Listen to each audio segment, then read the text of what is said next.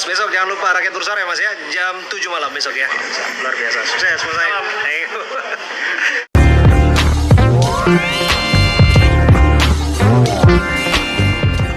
Itu dia teman-teman, kalian sudah tercapai cita-citanya kan, tuh kan, udahlah.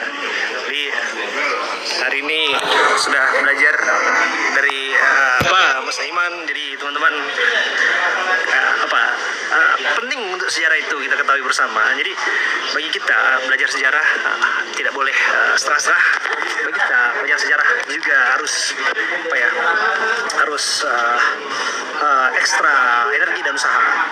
Salah satu usaha yang paling sederhana adalah menonton tayangan Abraham Silaban malam hari ini di Anis TV yang menayangkan peristiwa 30 September lewat kontemplasinya bersama dengan para pelaku sejarah. Pelaku sejarah itu adalah anak-anak pahlawan revolusi. Ada Ibu Amelia Yani, ada Untung Yani, ada Bu Catherine Panjaitan, anak Dewi Panjaitan, ada Pak Riri Haryono, anak MT Haryono. Jadi malam ini jam 8 malam kita akan siarkan eksklusif untuk teman-teman semua. Jadi tayangan-tayangan terbaik dan berkualitas terus kita hadirkan di layar kaca iNews, teman-teman, menjadi televisi berita yang paling nomor satu akhir-akhir ini dan selalu menjadi nomor satu terdepan untuk memberikan wawasan kepada seluruh teman-teman. Itu kira-kira. Oke. Undang si Rasman dan Nikmir, saya nggak tahu nih. Soal apa gitu mau undang itu? Kita mau mainin tuh Rabu, bisa juga sih. Tapi coba ya. Hachima apa kabarnya? Wah, ini saya nggak tahu tuh. Hachima yang mana nih? Kita udah lupakan tuh yang namanya Hachima tuh. Kita fokus pada tayangan-tayangan kita. Hachima yang dimaksud ya kita sudah tak tahu lagi tuh di mana kabarnya. Pokoknya kita nobar, kita nobar. Semangat terus teman-teman. Hachima kadaluarsa. Saya tahu ya teman-teman ya. Bagi saya Hachima yang teman-teman maksud semua, saya nggak tahu siapa dan saya nggak mau bahas itu juga. Terfokus pada tayangan saya nih. Tolong jangan ada kompor di sini ya, please teman-teman. Jangan bahas, saya nggak mau juga bahas itu dan nggak peduli juga siapa itu. Bagi saya hari-hari ini adalah fokus pada usaha kami untuk melakukan pekerjaan-pekerjaan terus konsisten di garis perjuangan isu-isu kemanusiaan dan isu-isu yang berkaitan dengan ketidakadilan dan kecurangan. Itu kira-kira. Masuk kata. Nah, ntar dihujat ya, saya nggak mau bahas kan. Mending bahas di Turbina. Fokusnya kan seperti itu kan. Kita minimalisir segala bentuk drama-drama yang terjadi di luaran, tapi bagi kita fokus pada tujuan. Tujuan kita adalah untuk menyoroti kecurangan-kecurangan supaya hadirnya kebenaran dan keadilan. Itu kira-kira. Fokus saja yang butuh. Itu tugas kita teman-teman. Jadi itu dia. Hari Jumat Bang Sidang Sudirman. Tadi ada kata yang hari Rabu. Kita cek nanti yang hari Rabu ya. Semoga kita bisa temukan tuh nanti itu isu-isu teman-teman baru di sana dan kita akan angkat. Dari awal saya nggak mau Bang Abi bahas mereka karena pasti juga nggak baik. Ya bagi kita menahan diri itu adalah salah satu kunci untuk kita bisa melewati hal-hal yang nggak baik di sekitar kita. Jadi fokus pada menahan diri saja, kira-kira gitu. Pas yang penting Aris Papua diundang acara. Itu beneran Aris Papua ya? Kalau dia betul Aris Papua, nanti di berhadapan sama saya tuh. Saya udah lihat tuh tayangan itu. Tapi apa betul ya kita percaya bahwa dia adalah sosok Aris Papua yang dibicarakan? Pun kalau iya betul Aris Papua yang dibicarakan, kita mau dengar tuh teman-teman semua tuh. Dia ada di mana pada waktu itu? Apa yang dilakukan saat itu? Terus mengapa namanya betul-betul seret pada pusaran itu? Karena tidak akan mungkin ada asap tanpa ada api, kan ya? Nggak akan ada asap tanpa ada api. Fokus itu.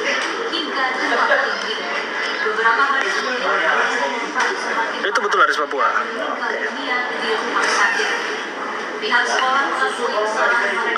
Oke, kalau gitu. Coba kita kontak nanti.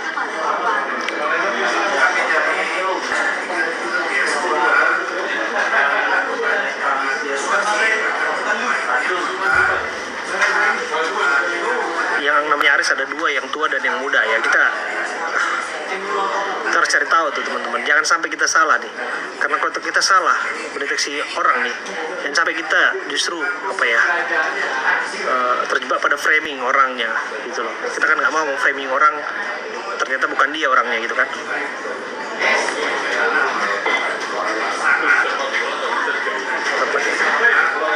Aris Papua ngelak mengambil, nggak kenal katanya sama terpidana. Oke.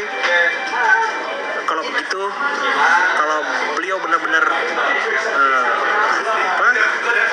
tidak yang disebutkan, artinya dia mau dipertemukan. Kita coba pertemukan, oke? Kita akan coba pertemukan. Kalau memang yang bersangkutan sudah berani bicara lewat platform-platform yang ada, oke, kita coba pertemukan.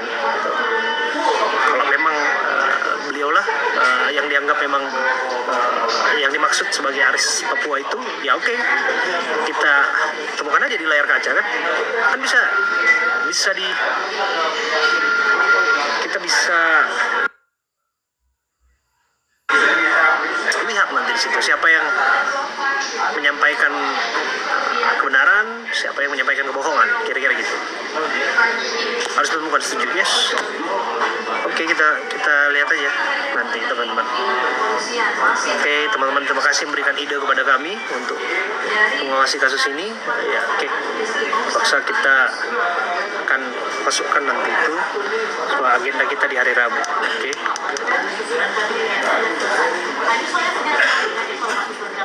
Terus katanya juga bukan anak buahnya Rudiana, Bang Abi. Ya tanya, pangkatnya jangan sama kan? Coba dia pangkat apa sekarang? Ya orang kan bisa aja bermain kata-kata. Contoh misalnya, kemarin ketika saya tanya Pak Pasren misalnya, saya tanya Pak Pasren, dia sebut bahwa itu bukan kediaman Pak Pasren gitu loh. Ya permainan kata-katanya bisa jadi memang itu bukan kediamannya, tapi itu kediaman kontrakannya, atau itu rumah kosongnya, atau itu rumah anaknya. Jadi memang itu bukan rumahnya, tapi itu rumah anaknya atau rumah kontrakannya dan lain sebagainya. Jadi tanya, apakah memang bukan anak buahnya, apakah satu unit kesatuannya, unit yang sama, secara pangkatan memang lebih tinggi misalnya itu Rudiana, atau dia yang lebih tinggi, atau jangan-jangan secara pangkatan sama, jadi memang dia bukan anak buahnya, tapi satu tim, kan bisa jadi. Jadi kita harus mau berkejaran dengan detail-detail itu teman-teman. Jadi tentu bagi kita ya, jangan datang dengan tangan hampa. Jangan datang dengan tangan hampa, dengan berhadapan dengan orang-orang yang sedemikian rupa. Itu kira-kira.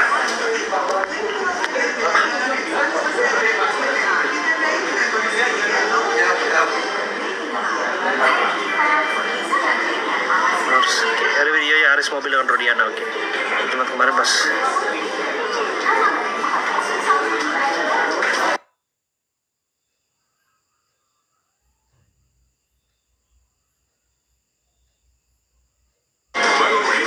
memang dia tak bertulang. Itu ngelak, itu kan instruksi pengacara.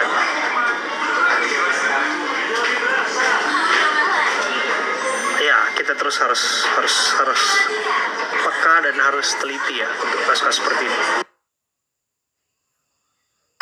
Jadi jangan mau terkecoh teman-teman, kira-kira gitulah. Oke.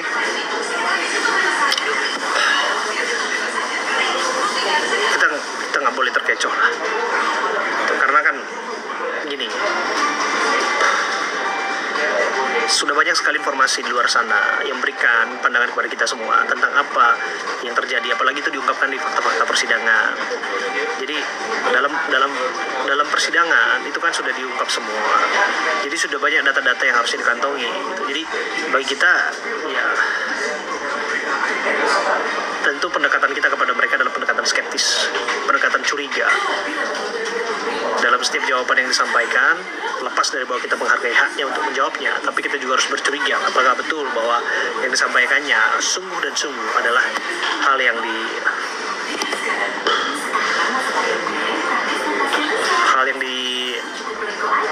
disadarinya, yang diyakininya sebagai kebenaran.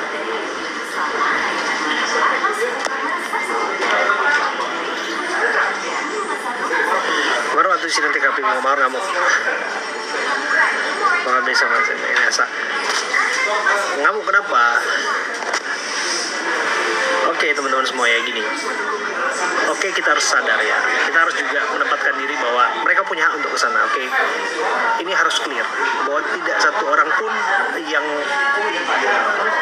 ada di sana punya hak untuk menghalang-halangi mereka, paling tidak untuk menyaksikan dengan mata kepala mereka sendiri saat dilakukannya sidak ataupun apa istilahnya ya, sebetulnya bukan olah TKP itu ya, apa ya, karena olah TKP kan yang berhak kan polisi ya, ini kan daripada kunjungan lah ya, inspeksi para hakim di sana gitu kira-kira. Nah, tapi yang penting diingat juga di sisi lain adalah bahwa harus bisa membaca suasana batin dari apa yang dialami oleh warga di sana. Warga di sana sedang mengalami kegusaran, kecemasan, bahkan kemarahan tentang apa yang terjadi di lingkungan mereka, karena mereka melihat dengan mata kepala mereka sendiri persidangan itu, mendengarkan informasi itu, bahkan meyakini orang-orang di sekitar itu bahwa mereka bukan pelakunya. Jadi setiap resiko itu sudah harusnya diperhitungkan, termasuk oleh Peter Romanudi dan juga Bu Elsa Sharif. Jadi resiko itu harus diperhitungkan. Jadi bukan tanpa resiko mereka datang ke situ. Di setiap kami juga melakukan peliputan juga ada resiko kalau kita ke lapangan. Mereka juga sebagai seorang pengacara yang turun ke lapangan dan mereka tahu menghadapkan dengan suasana batin publik yang sedang gerah, yang sedang gundah gulana akibat kasus itu, yang mana mereka juga ada dalam pusaran kasus itu sebagai seorang pembela, dan mereka harus sadar dengan risiko itu bahwa mereka akan berhadapan dengan kemarahan publik, dan risiko itu mereka harus baca. Jadi bagi saya sosok Pitra dan siapapun itu yang ada di sana, mereka sesungguhnya sudah memperhitungkan bahwa akan terjadi semacam ya pelampiasan kekecewaan. Saya sebutnya sebagai bentuk ya pelampiasan kekecewaan. Amarah yes bisa aja publik kepada mereka, karena yang ada di depan mata ya yang terlihat ya mereka. Bagaimanapun ya itu yang harus sampaikan sebagai bentuk bahwa mereka sungguh-sungguh haus akan keadilan kan, itu kira-kira. Jadi orang yang sungguh haus akan keadilan, orang yang betul-betul ingin apa ya berjuang kan kebenaran dan lain sebagainya, mereka rela melakukan apa saja ya. Barangkali mereka larut dalam emosi, barangkali mereka juga larut dalam suasana dan sebagainya ya. Patut kita pahami juga risiko-risiko yang akan terjadi di sana. Tapi saya juga ya harus apresiasi kan bahwa tidak ada yang ya eskalasi lah, tidak ada hal yang di luar dugaan kita terjadi di sana. Bagi kita segala sesuatu terukur, segala sesuatu terkendali, ya luar biasa. Berjalan lancar dan sidangnya akan dilanjutkan ke depan. Mengabdi rakyat Indonesia ingin keadilan itu kembali kepada kedudukannya. Yes, kita akan kawal itu bersama. Si mau diajak makan bakso Pak Tony ya makan bakso sama Pak Tony biar anteng gak ngamuk. Ya bagus itu kan, makan bakso kan. Yang makan segala sesuatu harus diselesaikan di meja makan. Sebaik-baiknya perkara yang terjadi adanya perdebatan dan lain sebagainya ya memang harus diselesaikan makan bakso di meja makan. Itu kira-kira. Kepanjangan penjabarannya Bang, ya gimana mau menjelaskan kalau saya bilang bahwa salah orang yang menghalang-halangi Pitra, terus di sisi lain saya bilang salah Pitra yang jalan ke sana, ya kan saya harus cover both side, saya harus coba selami batin orang-orang di sana kan. Coba, ya memang agak panjang tapi ya itulah cara saya menjelaskan. Itu kira-kira. Kenapa Kapolri begitu susah buka CCTV? Pertanyaan kita adalah CCTV itu kenapa juga tidak pernah dibuka? Kan itu kenapa harus kita menuntut kepada Kapolri? Kan kita sudah tahu kasus ini sebetulnya secara lokalisir harusnya bisa selesai di tingkat Polres sekalipun, bahkan Polsek juga selesai di kasus. Kenapa tidak menanyakan itu kepada Polres? Kenapa tidak menanyakan itu kepada Polda? Kan sederhana itu kan. Apa iya ada CCTV? Kalau iya ada CCTV, kenapa tidak dibuka kepada publik? Itu kan kira-kira.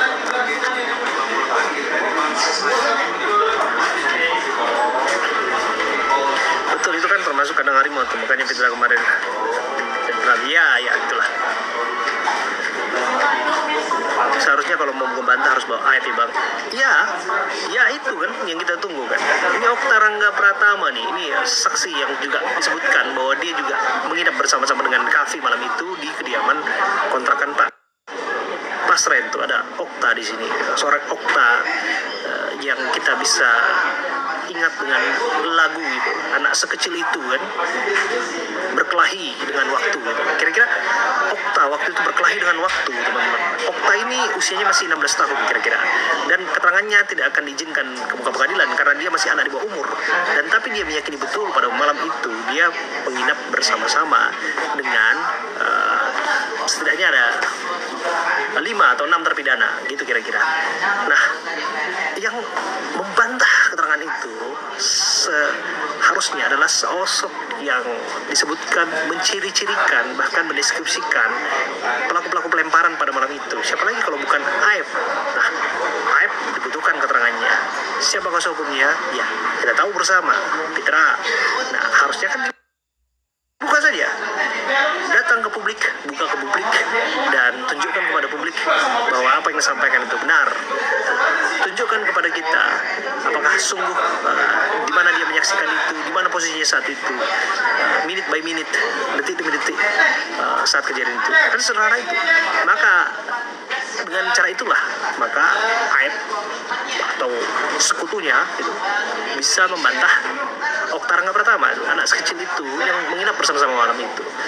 Bagi kita 8 tahun berlalu, tapi bagi Okta tentu itu tidak bisa dilupakan karena malam itu dia cerita malam yang istimewa ketika dia nonton konser atau apa segala macam, tapi dia tahu malam itu dia tidak akan berbohong, dia menginap bersama dengan para terpidana.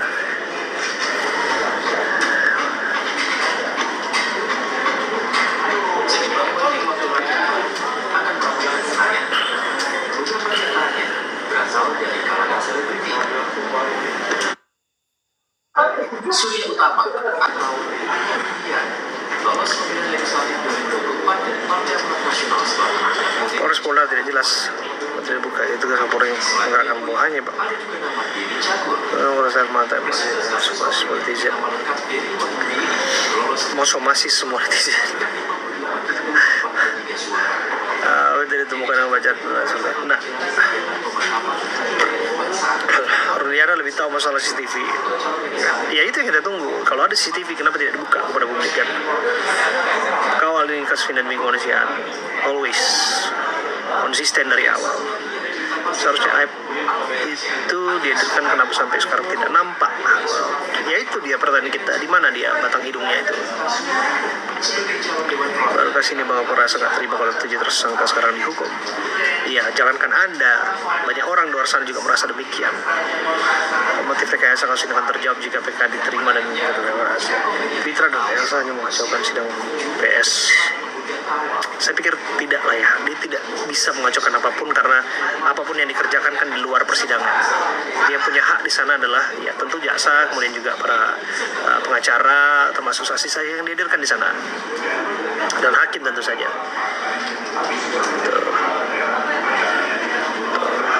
Pokoknya sekarang terucil-ucil, oke. Terucil-ucil, oke. Kenapa kita harus terucil-ucil, teman-teman? Ucil nih yang mana nih? Ucil yang ini ya, yang tatoan itu ya. Ucil yang dulu tengil, sekarang ucil. Dirasa